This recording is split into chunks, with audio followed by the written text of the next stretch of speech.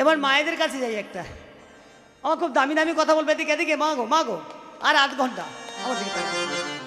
আপনাদের কাছে যাই, আপনাদের একটা ঝগড়া আছে এখানে, মায়েরা একটা বাজে কথা বলে, ওইটা রেগে যায়, আমার বলবো না বলবো না, বলি খুব ঝগড়া হয়ে গেলে আমার প্রথমে ক্ষমা চেয়ে নিচ্ছি। হ্যাঁ, খুব ঝগড়া হলে কি বলেন, এই মা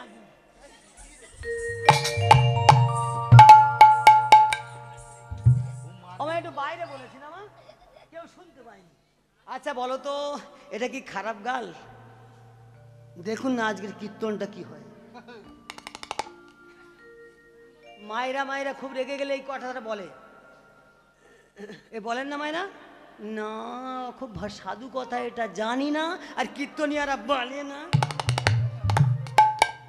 মাগি, দেখবেন মায়াপুর থেকে যারা ভিক্ষা করতে আসে তারা গিয়ে বলবে চাল দাও ডাল দাও, ভিক্ষা মাগি। কি জ্বালার কীর্তন হচ্ছে দেখো।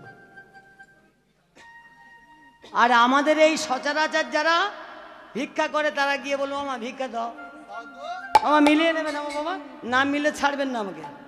আজকের কড়া কড়া পাকের হচ্ছে কেন, খুব ভালো ভালো বেশ প্যাকাল মাছগুলো বসে আছে না, এই বাবারা সব যা বসে আছে সব পাকাল মাছ।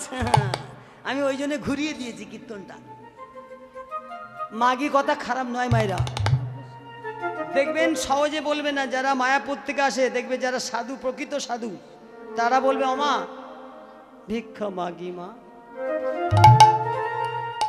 বাবা ভুল বলেছি কি বাবার, বলবে, আমি শিখবো বাবারা, আমি অনেক ছোট্ট বাবা, খুব কড়া কড়া কথা নিমাই ধারা বাবার কাছ থেকে পেয়েছি।